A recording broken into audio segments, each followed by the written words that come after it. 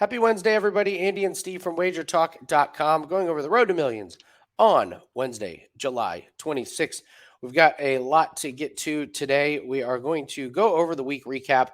We'll do our bankroll reset day, and the gambling gods are real. Not asking, I'm just telling everyone the gambling gods are real, and we're going to go over that with our 3% plays.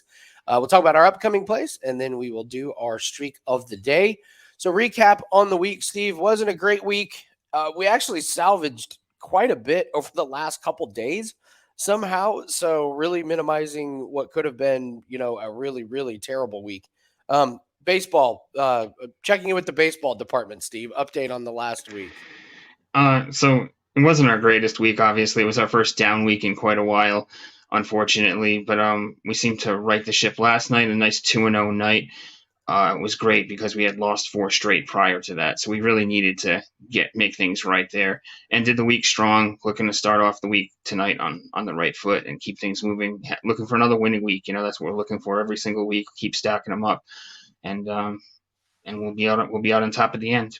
Yeah, the baseball was down a little bit. Golf was. I mean that there's your down week right there. The big one putt from Scotty Scheffler changes the entire week. If we're looking at positives, UFC is looking good, tennis is looking good, and the Women's World Cup 5% play is looking absolutely fantastic. We had another couple games last night that didn't have very many cards, and Formula One was a clean sweep. So, I see I'm in a positive mood coming into this week. We don't have very many plays, and we'll talk about that. So, but yeah, this week came down to a little bit of lull in baseball, and then just a couple of bad golf plays that didn't go our way. But it's all part of the ebbs and flows of what we're doing here. So, I just want to remind everybody, if you have not seen the original Road to Millions video, it is on Monday, June 26th on the Wager Talk YouTube channel.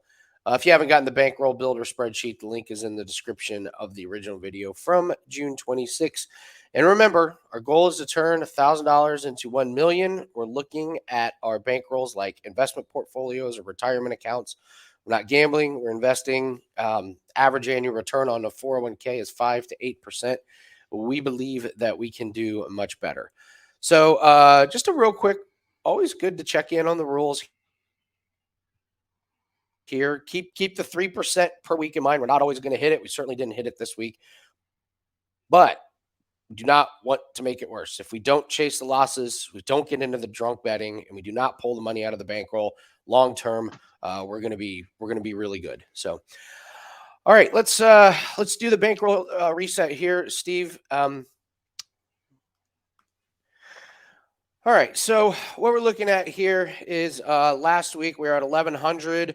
1 unit equals 11. We still have some pending tennis plays that are going on right now. I'm actually watching one of them. So I'm calling it minus 10.22 units. That seems to be the number that give or take a unit or two. That's what we're going to call it for this week. So hopefully next week we don't have any pending plays on Wednesday. So it's not great because we lost. We're down to $988. So we're going to do our reset. 1 unit equals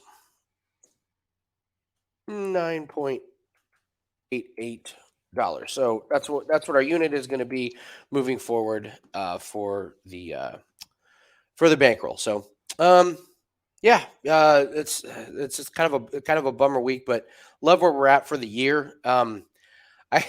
I actually thought, Steve, I was like, I wonder if I should have just made this bankroll from the very beginning of the year, but we started where we started. So I was looking at this and it was like, depending on where you started, your bankroll's just completely different depending on what week. So Yeah, that's true. if you're following along on your own spreadsheet, make sure you're keeping your details. Like, make sure you're keeping your own track. Like, we're using this as an example, but I'm guessing everyone didn't start at the exact same time that this is. So if your numbers do not match up with ours, that's why. It's because you started on a different week. So we're using this as an example, but make sure that you're up to speed on your own bankroll on your reset day. So, all right, let's get into gambling gods are real. So so we tried to make the decision that we're going to bump up our baseball plays into 3% plays because we're hitting at such a great rate. What happens? We have our first losing week in like 2 months. And what happens? We lower the units last night and we go 2-0. Yeah. Everyone would say that's just a coincidence, or oh, you were due for regression. I say the gambling gods were not happy with us. They didn't like us moving to the 3%. Message received, gambling gods. We lowered it to 2%, and they reward us with a 2-0 night. I know you think I'm crazy right now, but it is a little weird, isn't it?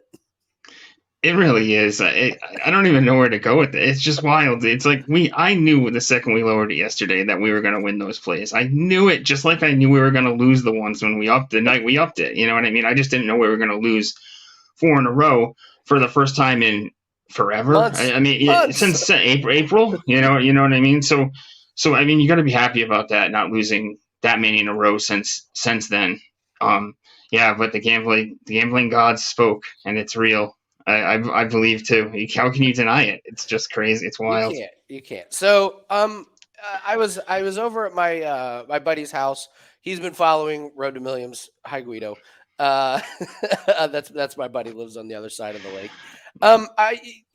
We had some interesting conversations. What I love about, a couple of things that he said that I want to reiterate here is, when we're getting everything set up, he was saying like, well, how many units do we have invested over the course of a week, or anything? He's like, I don't think I would feel comfortable having a huge amount of units, and I'm the same way. I always tell people I'm a little bit of a cautious bettor, but I look at our record and I look at what happened over the last month, and to be honest, Steve, it was the bigger plays, the bigger percentages that kind of hurt us. Like, I know you're not going to have every play be the exact same percentage, but our percentage was fine. Our winning percentage was fine. It was like we lost the bigger ones. So I want to get to a little bit more even keel on this. I think for the daily sports, they're just going to be 1% and 2% plays for us and what we do. It fits our style for the Road to Millions, since we're just trying to make a bigger, we're trying to make these smaller increment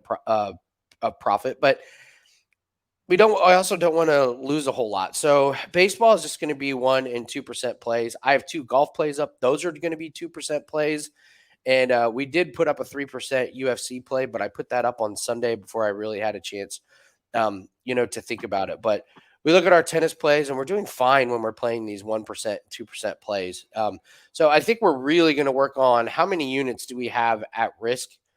And we want to really limit those because, like losing 10 units in a week is, it's definitely not good, but it's not like losing 40 units in a week, which when you have the higher percentage plays, Steve, that's easy to do, isn't it? Just you can get completely wiped out. 100%. And we actually laid off some different plays along the way last week as well. So like we had mentioned, last week could have easily turned into a week where we bled 25, 30 units or something wild like that. So it just shows, goes to show you how you can limit some of the damage that way. These lower percentage plays make it so that any sort of a losing streak won't hurt us too much in the long term. Yeah. So my buddy jumped on for a year's pass, which I really encourage everybody to, because if you follow plays for a year, 1 week is not going to bother you. It's just not like this. If you have a year's worth of plays, like, it's just on to next week. So one thing that he said that was really interesting is he's like, if you make me 20 or 30%, like that's so much better than the money that's sitting in my 4% like account at the bank. And that's the attitude that we have. It's an investment portfolio. We have very high expectations, but it was nice to hear. It's like, man, you make me 20 or 30%, I will be really, really happy. So that's kind of what we're planning on doing here. All right, upcoming plays, Steve. Baseball. I mean, we're just going to keep chugging along now that the gambling gods are back on the side. I think we can go on a winning streak here. Nothing's really changed for us. We've kind of laid off some of these props. By the way, did you see the Ohtani over 1.5 hits, runs, and RBIs hit when he had no hits? He got walked twice and he scored. He scored 2 runs. Yeah, it's a bizarre way to cash that ticket. That's for sure. Yeah. I like that we're still not doing the MLB props. I just don't think they kind of fit totally with what we're doing, and they've been very sporadic and very juicy. So, what do we got looking forward in baseball? Yeah, you're right with the props. I did have noticed that with the player props that the juices since the All Star break has went up significantly. A lot of players are up to the 2.5 on the hits plus runs plus RBIs category. You're seeing big juice on hits category, stuff like that. I was looking at that this morning as well. But yeah, we'll have the weekend lined up for MLB. Should have at least play per day, maybe 2 over the weekend, kind of eyeing things up. But we have 1 series circled, and maybe have 2 going over the course of the weekend. We got 2 golf plays up. I just love them. I expected to have 1 or maybe even 0, and then there were 2 of them that popped up. So love that. We have our UFC play, and then we already have a Formula One pack that is up. So make sure you go get those plays and lock those in. Not going to have very many plays this weekend. I mean, with baseball, we'll have a few, but boy, I think we might be around 7 or 8 plays. So, let's do our best bet and our worst bet of the week. That was terrible. Horrendous. I'm offended. I'm appalled. So what are we going to do? So I tried to have Corbin come on here, and I'm not trying to make light of a loss, but this one was last week, and it was quite funny. So I believe it's Fakina. He was a big favorite, and he lost, which ruined a money line parlay. It was a small money line parlay. And I asked Corbin what happened, and apparently he fell a couple times during the game, and then afterwards was like, "Yeah, my allergies were really bad, so I took painkillers and allergy medication." Nice. So we lost on a tennis play where the guy was literally high on the court from medication.